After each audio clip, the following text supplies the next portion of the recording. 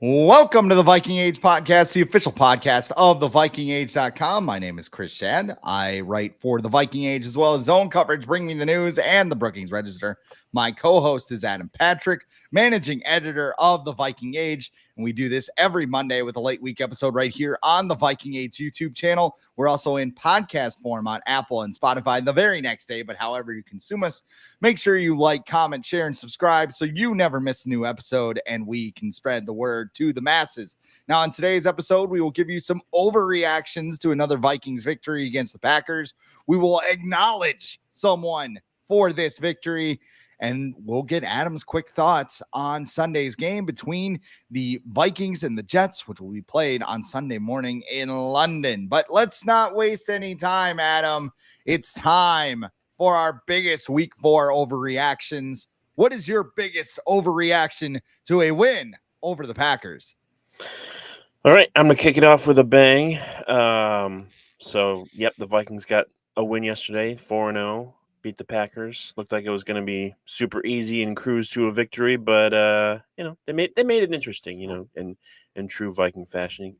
I saw a tweet today that was tweet or a post or whatever, but that was like Vikings fans have two feelings, which is like nervous about the other team coming back and getting nervous about getting nervous about the other team coming back. So that felt familiar yesterday. But my first overreaction is going to be that Sam Darnold, the current starting quarterback of the 4-0 Vikings, should be the favorite right now after 4 games to win MVP. It's very, very early, but right now, looking at the rest of the league and looking at what Darnold has been able to do, I think he should be the favorite to win MVP. The Vikings are 4-0 with him as a starter. He currently leads the NFL in passing touchdowns. He's the only quarterback with over 10 touchdowns in the NFL, 10 passing touchdowns.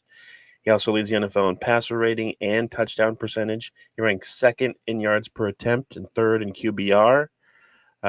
With him starting under center, the Vikings offense ranks 6th in the NFL in passing expected points. And sure, he makes mistakes, but all quarterbacks do in the NFL. I believe Patrick Mahomes has like 5 interceptions. Other quarterbacks fumble and make crazy plays that, boggle your mind. But for the most part, Sam Darnold goes in there, he gets the job done. The Vikings he's not the sole reason the Vikings are 4-0, but I think the Vikings probably wouldn't be 4-0 without him starting at quarterback. And right now he's currently 5th in MVP odds according to FanDuel Sportsbook. Just checked right before this. He's behind Lamar Jackson, CJ Stroud, Josh Allen, and Patrick Mahomes is first. So I looking at everyone else in that group, I feel like, yes, there's a case to be made for those guys, but right now I feel like Sam Darnold should be the favorite to win MVP. You know what the common denominator between those 5 are, right? Quarterback. They're all quarterbacks, which that kind of ties into my overreaction because while I think Sam Darnold has played well and is playing at MVP level through the first 4 games of the season, I think that Justin Jefferson should be the favorite for MVP. Ooh. He's not putting up the stats that we're accustomed to, which as a receiver, you kind of have to. Like the last non-quarterback, and I could be wrong about this, last non-quarterback to win the award was Adrian Peterson, and he nearly broke the rushing record and went bonkers over the final 2 months of the season. But Justin Jefferson's 3rd in PPR. So, those of you who took him on your fantasy team, like the Christian McCaffrey with the 2nd overall pick, and he hasn't played a game for me yet all year. I don't know what's wrong with him. Weren't Breece Hall and McCaffrey like the first 2 picks this year that everyone wanted? I think maybe for running backs. Yeah. But yeah. If you took a running back in the first round, unless his name was Derrick Henry, right, you're probably not doing too well in your fantasy league. Entering the 4th quarter, Justin Jefferson had 27 yards receiving. Yep. He finished with 85 yards and a touchdown. And you discussed Sam Darnold. the way that he's playing right now under Kevin O'Connell, but everything runs through Justin Jefferson. Even when it doesn't run through Justin Jefferson, you want to shut down. I mean, you could hear the Packer fans yesterday being like, oh boy, we shut down Justin Jefferson. He's only got 27 yards going in the fourth quarter. We didn't even need Jair. This is great. The problem was you were down 28-0 at one point because of this. And Jalen Naylor had a long reception in the first quarter. Mm-hmm. Jordan Addison was wide open for a touchdown in the first quarter. Then he scored again. So he had 2 touchdowns in his return. And then you also have Aaron Jones doing his thing in the backfield. Justin Jefferson is like the NBA player that spaces the floor. Like Timberwolves just traded Karl Anthony Towns. One of the reasons why Towns is a great great player. He's a 4-time All-Star. He's a former. Yeah, I'm sitting here because it's a hard case because there are times where Towns. He's a Pro Bowler. He's a Pro Bowler. There you go. But I mean, you have that player that spaces the floor. And it's like, all right, well, we can't let this guy beat us. But everybody else is wide open, just knocking down shots. And you're like, okay, we got to do something here. And by the time the Packers were like, okay, we got to stop everybody else, Justin Jefferson's getting open. He's making big catches which helped the Vikings win the game in the second half when they were kind of slowing down. So I know that it's a quarterback award. I know a quarterback's probably going to win it. And we're not even going to talk about Justin Jefferson. But to me, Justin Jefferson is the Vikings MVP, and he should be considered for the NFL MVP because we know a big blow-up game is coming at some point. And it could be Sunday against the Jets. It could be against the Lions, whose defense a little shaky. Yeah, Justin Jefferson's my MVP right now. Do you think if the Vikings were 2-2 or 1-3, he'd be making a little bit of noise about not getting the ball enough? I think so, maybe.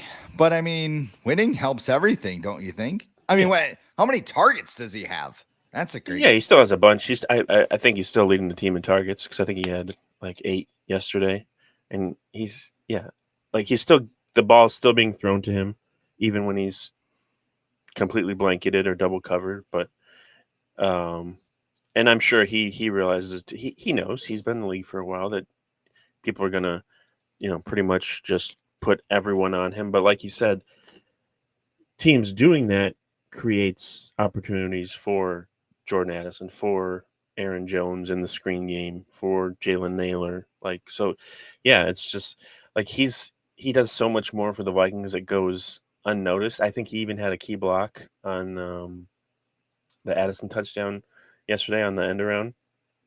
So and in the locker room too, like he's a team captain. Like I don't think I've ever heard of him being, creating problems on the sideline or in the locker room. So yeah, I could see that, but it's tough in the NFL because quarterbacks just have the ball in their hands for the majority of the time. So people just point to them immediately as MVPs, and unless you have a season like an Adrian Peterson did in 2012, which I don't think that'll ever happen again. Unless I guess running the ball is kind of coming back this year because teams are just shutting down the pass game and more teams are doing better at running. But I just don't think there's no more like bell cow running backs. You talked about Derrick Henry before, but he's like a dying breed. But yeah, I think it's a case to make. But yeah, the odds of Justin Jefferson. Let me check his odds actually real quick to see if he even has any for MVP. While you do that, I'm going to look right now and just see what we got for targets. Jefferson, 6 targets against the Giants, 7 targets against the 49ers, 8 targets against the Texans, and 8 targets yesterday against the Packers, most of those coming late in the game. So, I mean, like I said, it's just a matter of spacing the field. And Justin Jefferson demands so much attention that other guys are eating. And by the way, the Vikings are going to get even better, especially when TJ Hawkinson comes back, because it's like that's another thing you have to stop. So when I look at this team, I get very optimistic thinking, hey, this is not a fluke. This is a team that can do some damage. And I don't know. I made my overreaction, and I think that's overreaction. The receiver winning MVP. Yeah, FanDuel's got him 22nd in MVP odds right now at 80-1. Second highest non-quarterback behind Saquon Barkley, who's 75-1.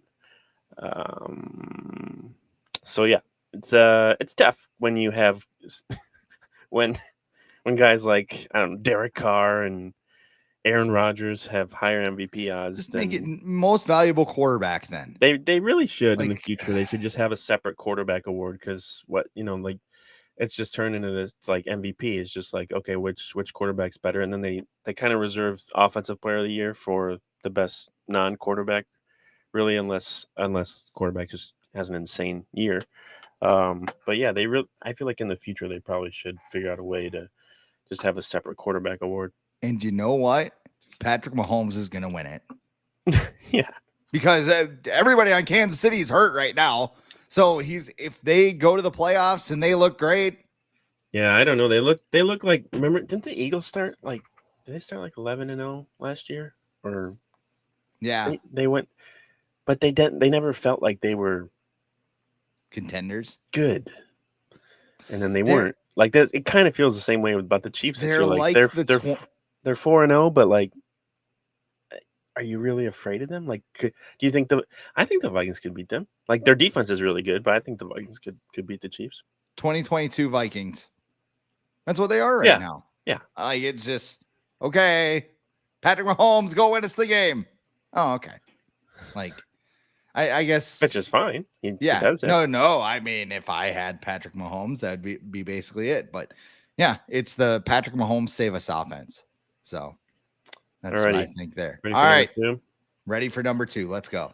All right, my second overreaction from this big Vikings win where they're still unbeaten is the Vikings will finish with a record of 13-4 or better this season. I look at the rest of the Vikings schedule and I feel like they should be able to win at least 13 games this season, barring any significant injuries.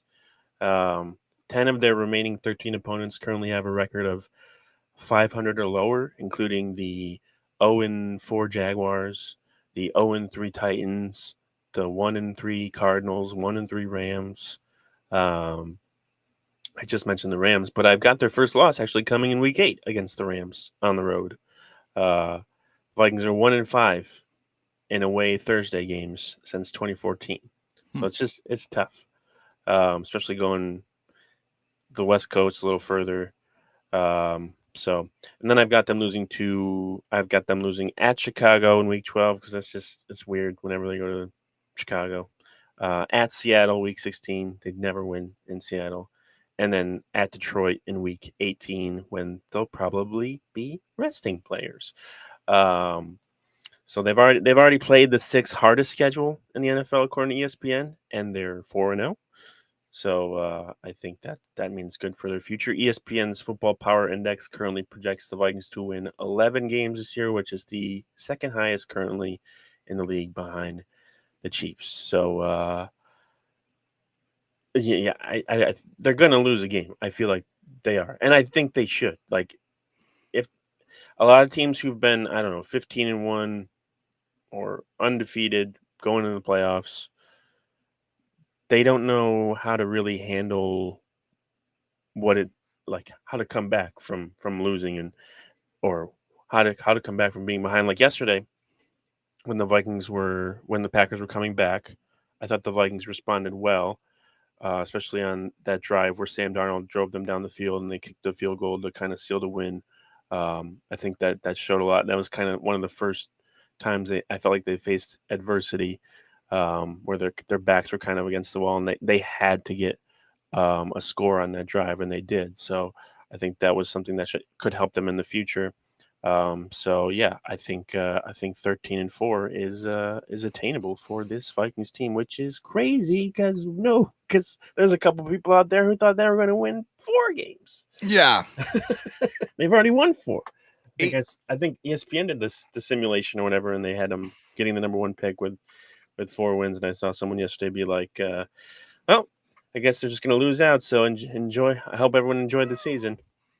Everybody who bet the Vikings under, it was 6.5 going into the year. Right. Like if you bet the over, congratulations, you got some money coming your way. But I mean, it's bizarre to see this team do so well. Like they don't, like, even the first half, it's like they didn't just beat the Packers, they kicked their ass.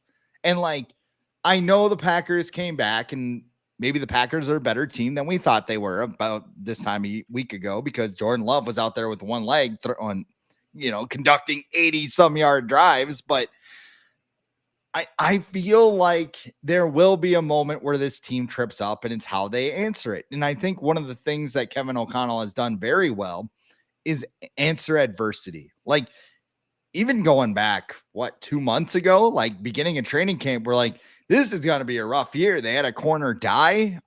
They had Jordan Addison's getting pulled over for DUI. There's a lot of noise going on right now. This is not good. Sam Darnold looks inconsistent in camp. I remember that Ty one. Blackman. Yeah. I mean, AJ McCarthy. Yeah.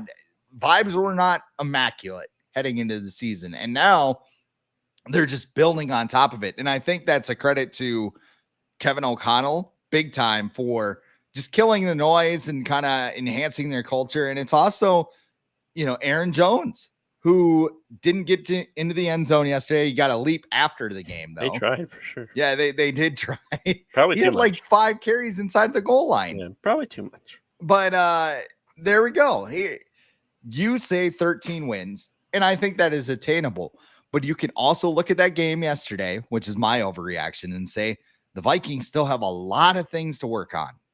And even though they were up 28-0, they didn't get that Mortal Kombat fatality score, where you hit the spine rip or whatever, and you like rip his head off. That's what they needed yesterday, and they just couldn't do it. The defense tightened up. I don't know if my favorite fraud, Matt LaFleur, who, by the way, thanks to all the Packer fans for watching that clip that we put out on Friday, because Matt LaFleur did the Titans are the number 1 defense. That idiot looked at Derrick Henry and Dion Lewis and like, who should I make my workhorse back? Oh, the 5'9" guy instead of the 6'4" unicorn or however big he is. Derrick Henry's doing fine for himself, but Dion Lewis, come on down. Great. Big tantrum yesterday too.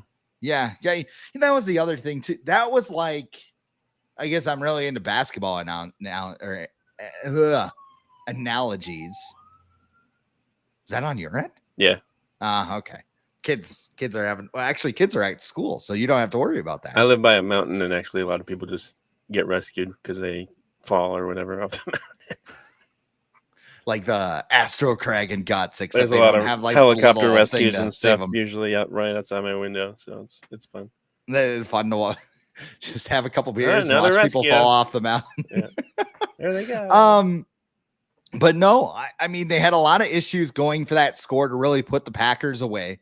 Oh, no, I was talking about Matt LaFleur. That was like when an NBA coach gets a technical, right? And of course, he's like jumping around too, and he's just like, I don't deserve a penalty for that. It's like, I guess calling a timeout's like Ricky Bobby in the Geneva Convention, right? Like, I didn't know you had experimental surgery to have your balls removed. You can't say that to me. I can say whatever I want, with all due respect. That's what it is. It says so in the Geneva Convention.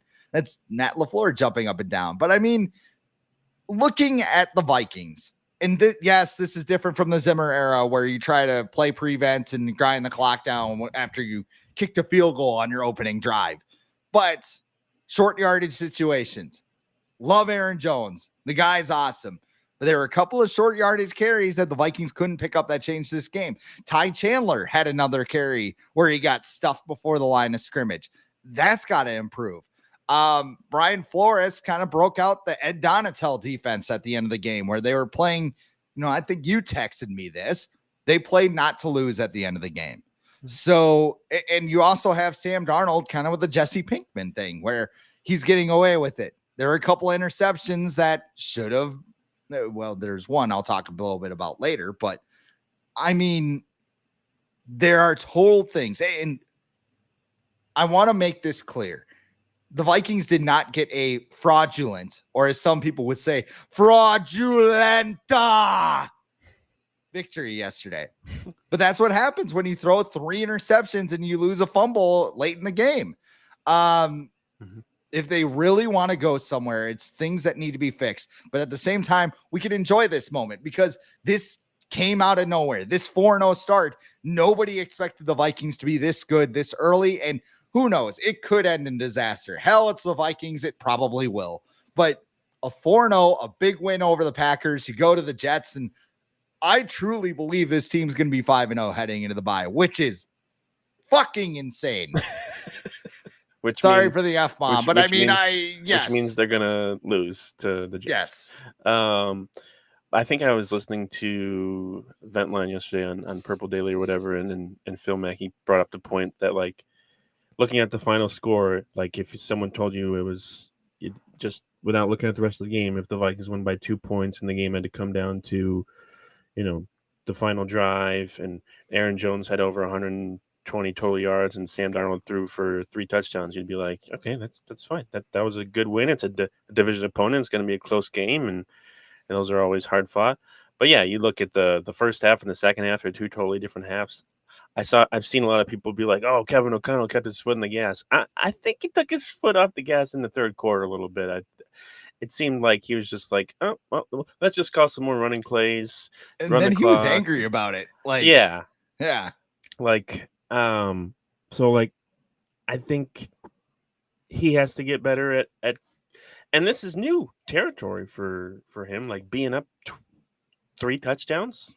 This the first time in his time with the Vikings that he's been able to, even have an opportunity to call plays in that situation. And the thing with like the defense, like I thought the defense was very good yesterday. I'll keep it very very blunt. I don't give a fuck about yards, how many yards they give up, because they force so many turnovers.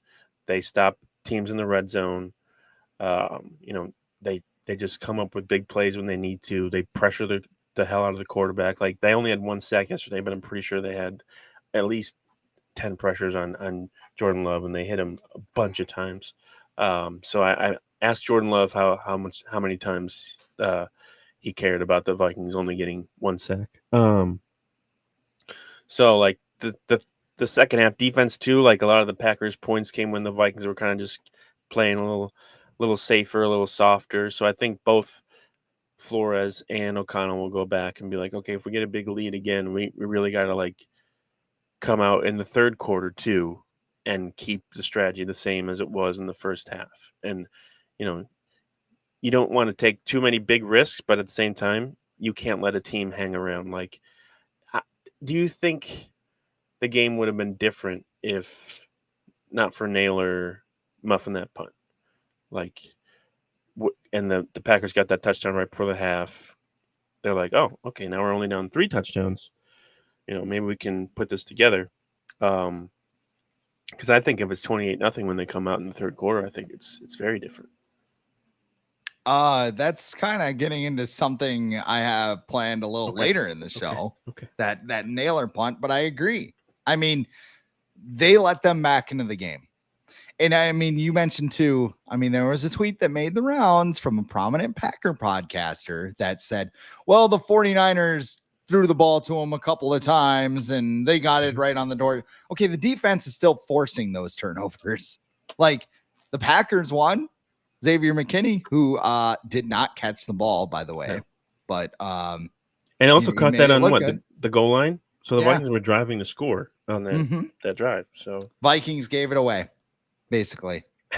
Yeah, that podcast. That's why they're called giveaways. I will say that podcaster you're referring to did, acknowledge that the Vikings are a good team yesterday after the game. So there you go. I did see that. He'll come back and say they're fraudulent next time we play. Yeah, give it a few weeks when they meet again in Minnesota. My turn. Yeah. All right, if you want, should we go to you, or do you want to get this underdog read out of the way? Oh, on air production meeting. Am I doing it or are you doing it? I don't know. Either or. Do you want to do it? That's fine. If you want to do it, go ahead. No. You go right ahead. I don't have anything prepared. Okay, well, this is good because This I is was a good excited to do the segue. underdog read because I had a big Sunday. You know, over 1 million fans across 33 states got into the game last year by making picks on underdog. And you can win up to 1,000 times your money by just choosing higher or lower on your favorite player stats like touchdowns, passing yards, and more. I've used underdog for a couple of years, and on Sunday I hit a 5-pick entry that included Justin Jefferson receiving yards. I had Tucker Kraft go Jacks. He went over on the receiving yards, higher on the receiving yards.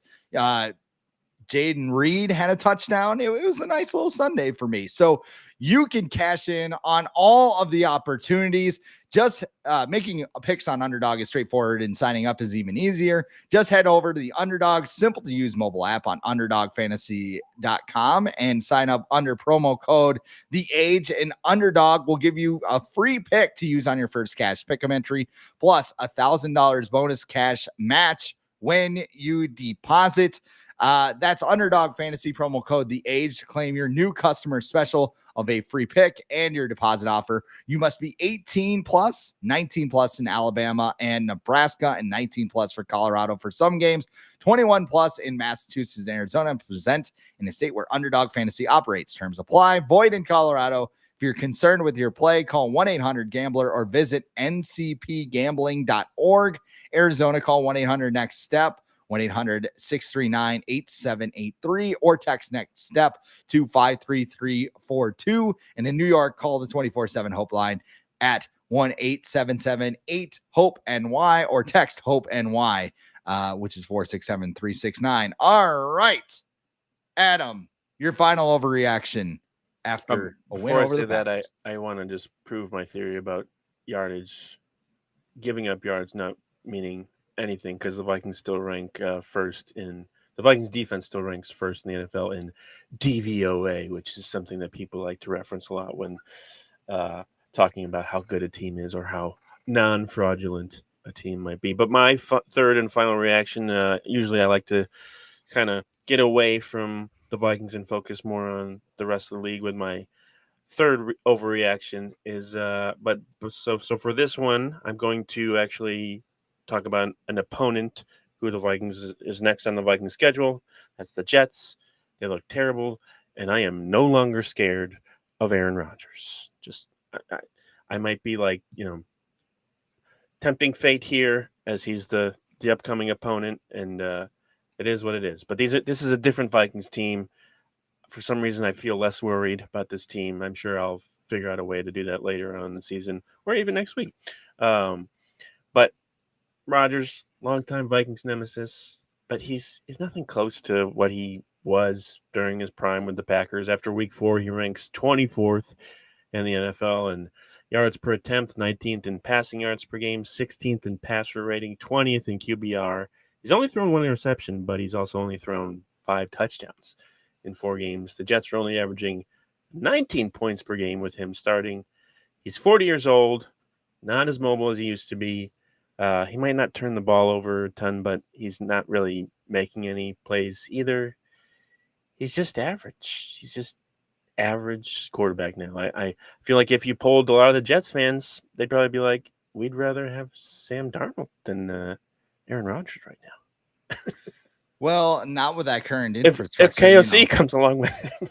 his friend Nathaniel Hackett, who is just kind of sitting in the OC chair, because let's not mistake it. Aaron Rodgers runs that offense, and even reading a little bit, because he got in a little tussle or whatever, I guess, with not tussle, but like kerfuffle, I guess you could say, with Robert Saleh about like his cadence or whatever. Yeah, I was just about to bring that up. I was reading that this morning, and Robert Saleh's like, yeah, we might have to change our cadence because we had 5 false starts. Like, or do you just want to hold people accountable? Maybe that's it. That's like, he's high on whatever with more than a feeling blasting in his brain.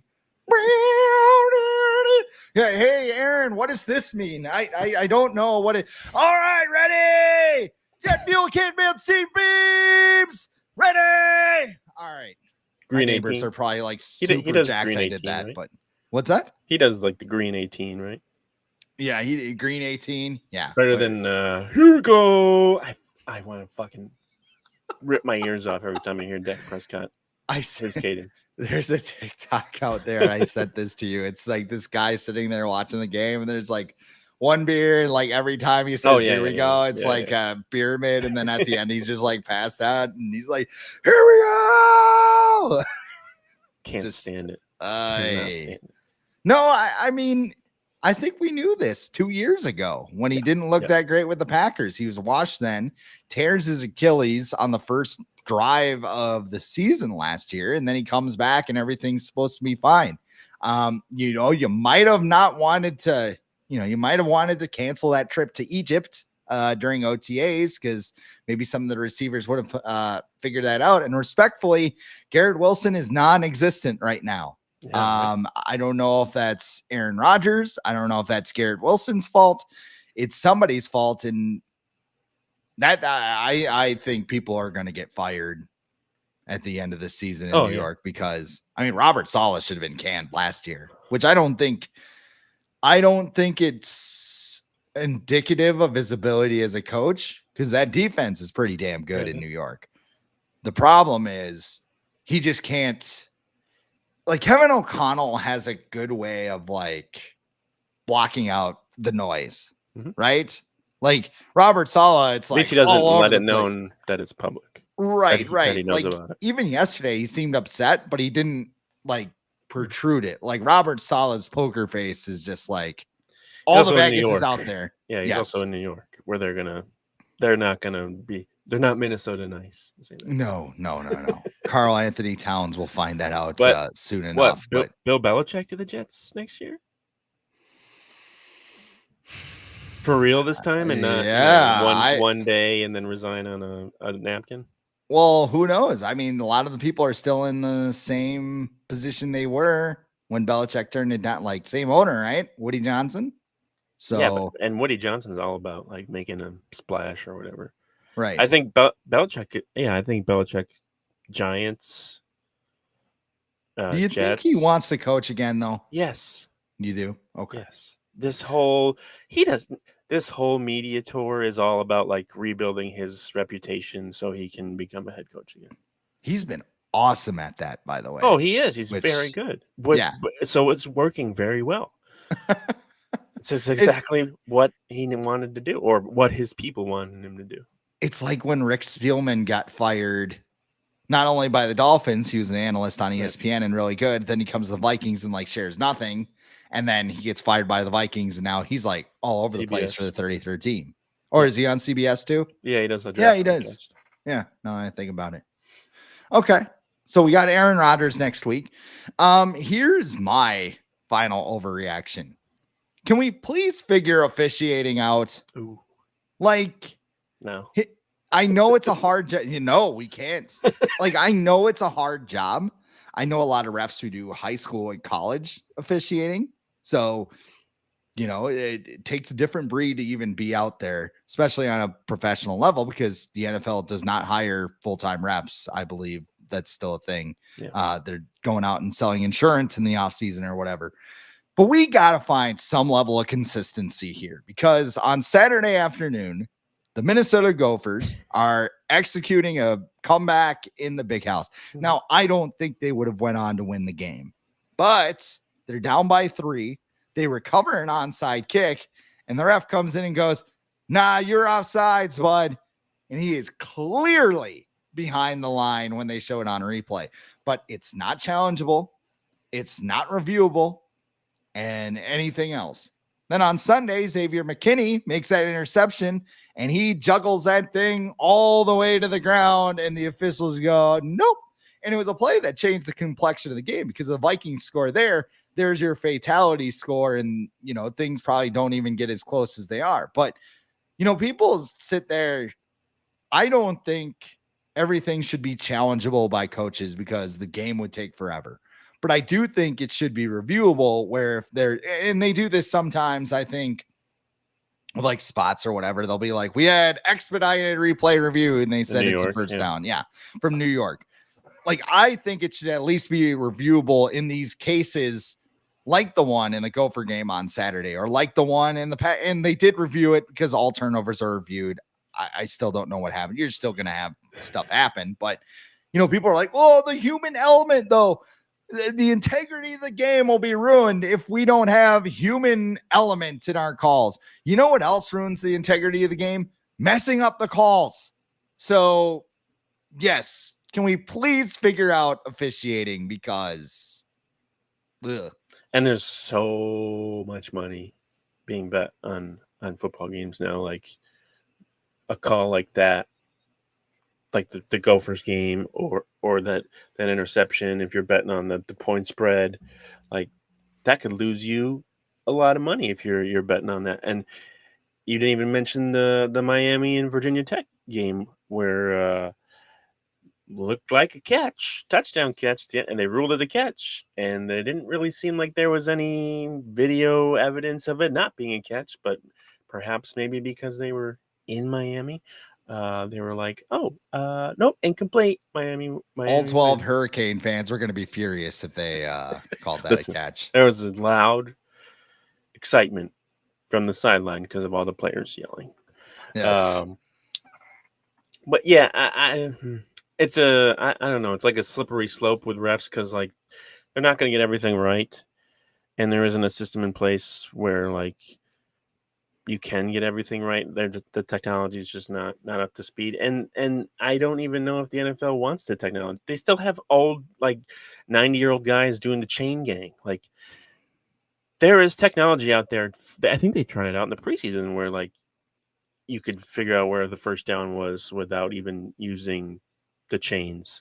Right. I feel like they could probably figure out a way to project a yellow line onto the field, even if they wanted to. They're billion-dollar businesses, and these teams can't even play on grass fields.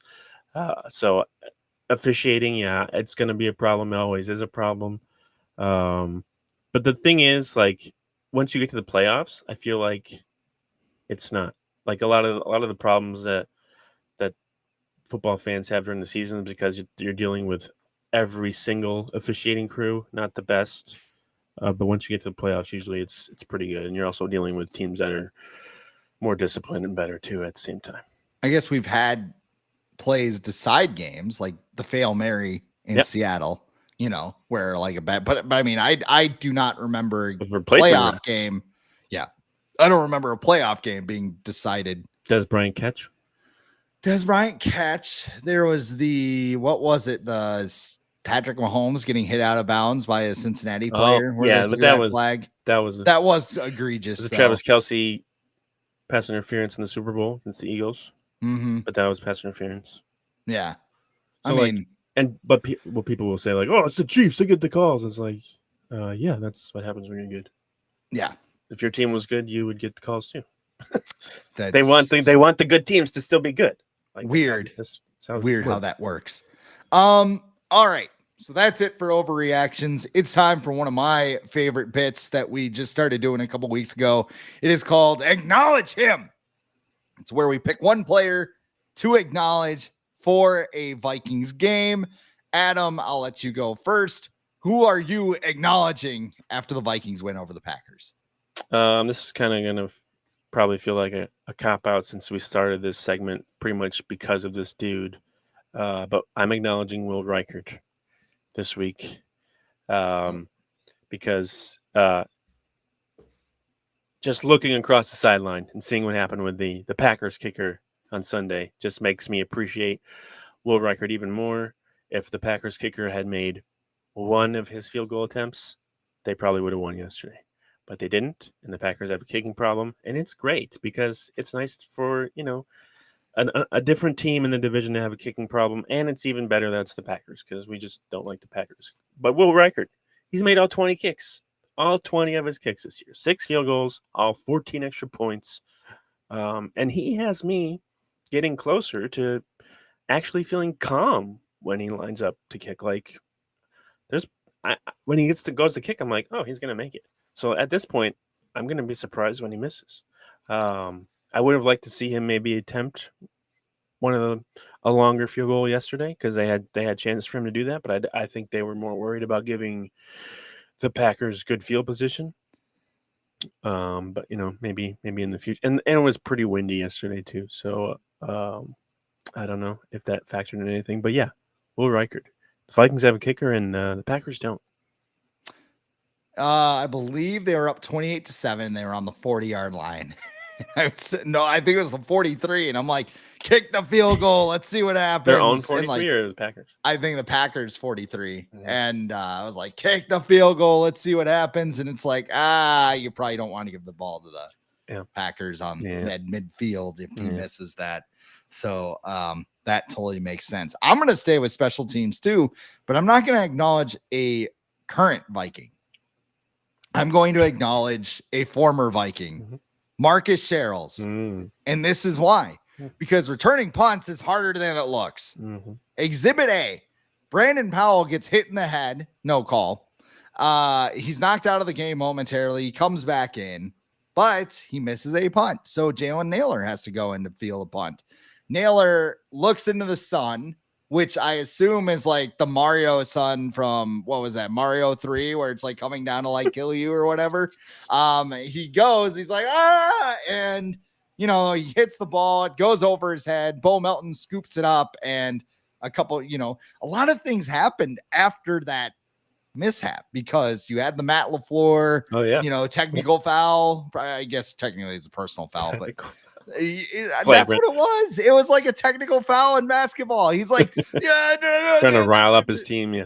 Rile up, and it fired up his team, and they almost made the comeback.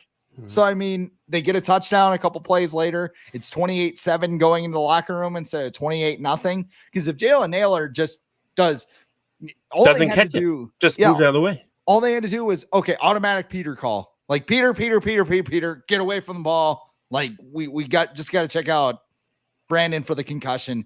Goes down, Packers down it. You take a knee, you go into the locker room down 28-0, and the Packers have absolutely no momentum. And the reason I point out Marcus Sherrills, because that dude was on everybody's cut list every single year during training camp. They're like, this is the year Marcus Sherrills gets cut. He only returns punts. He stayed because returning punts is hard. He was the Vikings all-time leader in punt return yards. And he's also, like me, a fellow John Marshall Rocket. So I love you. I acknowledge you, Marcus Sherrills. Yeah, he's one of the Ring of Honor. No, not Ring of Honor. No. Maybe was he on the 2017 Vikings? Yeah, he was. Yes, because his last game was in 2019 where he missed 2 against the Niners. Yes. Funny that he wasn't the lone problem in that game. And there was a lot of issues. Well, yeah, and I think that was a year where they might have moved on from him and maybe brought him back or something like that. I can't remember. But yeah, he was you think about returning punts. Your job is to catch a ball that you can't see that's moving all over the place as the opposing team is running at you 50 miles an hour ready to take your head off. Like that's your job. It's very hard. So someone like when Brandon Powell came back, he just makes it look easy because he's used to that. And you wonder why someone who's so small like him, why he's so jacked. And it's like, so he can take those hits of, feeling he's in a car crash every time he catches the ball. And he's a bigger anchor for the tush push, but sorry, I didn't have to go there. Wasn't he a lead blocker yesterday for Aaron Jones or something? I think so. Yeah. I think he was. Why are we not using CJ Ham? You got CJ Ham. Use him on there. CJ Ham appearance in that McConaughey commercial too. Did you see that one with Uber Eats for with McCaffrey when he was like, everything is the NFL trying to get you to sell food to you, and he's talking about think about it, CJ Ham, Jerry Rice. All these names. Does he say CJ Ham? I know Jerry Rice is in the commercial. He did. He said CJ Ham. I'll have to send it to you or whatever. But yeah, Sherrills he was you like I just said with Will Reichert, how I felt calm. I didn't worry at all about Cheryl's being back there and muffing a punt or fumbling. I think I think it was Kevin O'Connell's first year, and they had Jalen Rager as their punt returner. Um, that was not enjoyable. He did a pretty good job for the most part, but every time he'd go back there, he'd be like, "Please don't fumble, please don't fumble, please don't fumble." I think he might have fumbled once or twice, but not too many. But yeah, Cheryl's like Mr. Dependability, definitely the best punt returner. Did Percy Harvin return punts? Just kickoffs. I think just kickoffs. think just kickoffs, yeah, because they had Cheryl's. Yeah. Did they have? So. They didn't have him all the way back then, did they? Not in Late, like 2012. Cheryl's came along in 2012. That's right. Yeah, because he had to play defense in 2013. I remember that. Yes, that's how bad their defense was. I think some people are mad at me because I was like, I don't know, you can't really trot him out at corner, and everybody's like, "What are you talking about?" And I'm like, he's 5'4". It's nothing. It's nothing against it. Yeah, I mean he's 5'9", but he's like he's jacked now. Yeah. Oh, now he is. Yeah, I mean he graduated the year after I went to high school, and I always remember him like because he was our running back at high school. Oh, okay. And I remember walking by him on the way to class, and he's this scrawny dude, and like now he's like NFL training. Yeah, but very fast, very shifty, and all of the above. So I mean, he was one of those gritty players that kind of works his way up as an undrafted guy out of Minnesota. And yeah, he's the Vikings all-time punt return leader. It's still in a kind of, I don't know, not an indirect way of having an impact on the current Vikings team, because I believe his brother, who's a coach, Mike, in Minnesota, he is the one who mentioned Blake Cashman to Brian Flores, and then Brian Flores was like, he watched film and he was like, "Oh yeah, I like this dude." So like Marcus Cheryl's still somehow having an impact on the current Vikings. The Cheryl's family. Yeah. All right. So we're running out of time here. Vikings Jets preview. You already talked about Aaron Rodgers. That's a spread. That team also lost to Bo Nix. Bo Nix, who had negative passing yards at the half, which is incredible. What do you have, 60 the whole game? 70? I think he had 60, but like at halftime, he had like 7 completions for negative 7 yards, which, oh yeah, can't really throw downfield, can he? Sean He's won 2 sure games. Got us though. He's won 2 games though, all because of him. He's right. 2 games. Yep. More wins than JJ McCarthy right now, so I guess maybe he did dupe us. Not more losses though too. Yes. JJ's Instagram, very entertaining. JJ McCarthy hasn't lost a game, I think I saw, since like January of 2022. Because Michigan went undefeated, obviously, in his final year. So the kid doesn't lose. Yeah, the Vikings are currently favored by 2.5 on FanDuel. The over-under is 40.5 points. That's so low. I would take the over, but because the Vikings, not the Jets. Yeah, the game's in London, so I have to wake up so early. I think the kickoff's like 6:30 my time, which is great because I got to get up and get the inactives because I don't want to post them at halftime. But the Vikings are undefeated in London is what I wanted to say. They've never lost a game in London. They're 3-0. They beat the Steelers the first year of the international series or whatever, one of the first games. Then they beat the Browns when the Browns were 0-16 or whatever. And they beat the Saints in 2022. So it's their second home for the Vikings, Not like the Jaguars, who, might go over to London and not come back with Doug Peterson when they come back. But what do you mean my boarding pass doesn't work? You've been transferred to AEW, Doug. So you're gonna work there now. The Jets defense is, numbers wise, they're pretty good. They've also played the Broncos, Titans, and Patriots. Not exactly the firepower offenses in the NFL this year. Not the best. And the one team that they did play with like an above average offense, the Niners, they got trounced. Like I said, I'm not afraid of Aaron Rodgers anymore. He's just an average quarterback. Brees Hall is averaging, I think, 3.5 or like below 3.5 yards a carry. Uh, Garrett Wilson is averaging under 10 yards a reception. Like, this Vikings defense should be able to handle the Jets offense. I worry about, it is a Sam Darnold revenge game. It's not New York, but still against his former team. So maybe I'm sure there'll be some people trying to do that story leading into Sunday. And he'll probably be like, I don't really care. Jets suck. This is It way doesn't better. It's another thing where it's like it doesn't really benefit him to say. Yeah. Hey, remember when you sucked? Yeah, And I they remember. traded you because they gave up on you. Somebody asked that question, right? This is like what? Yeah. But So yeah, the Vikings should win, but it's it's the NFL. Weird things happen, especially in neutral settings and things like that. But I think I feel good about the Vikings in this game. I don't think TJ Hawkinson's coming back. He's eligible to practice this week. I think Adam Schefter said he'll be back either week 8 on Thursday against the Rams or week 9 against the Colts. So I mean, 4-0, like you don't need him, yeah. Yeah, I mean, if it's the Colts, great. If it's the Rams, Let him rest as much as every week goes by. That it decreases the chance of him getting re-injured. And you just signed him to a big extension. There's no reason to put him out there before you need to. exactly. So I'm gonna go. Let's see.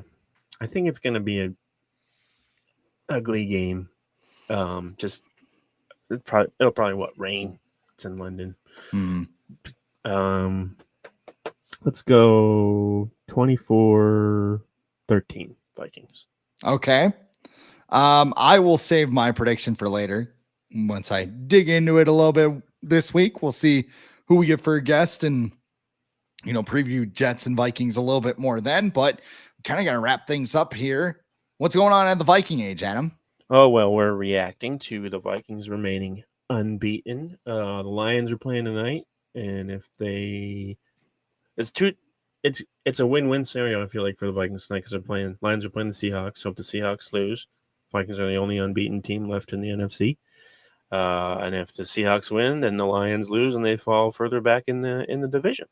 So it's a game that I feel like Vikings fans could watch too, because both those teams the Vikings have to play later on in the season. I think the Seahawks are pretty underrated, and it'll be a fun game to watch. So we'll talk about that. Are the Falcons?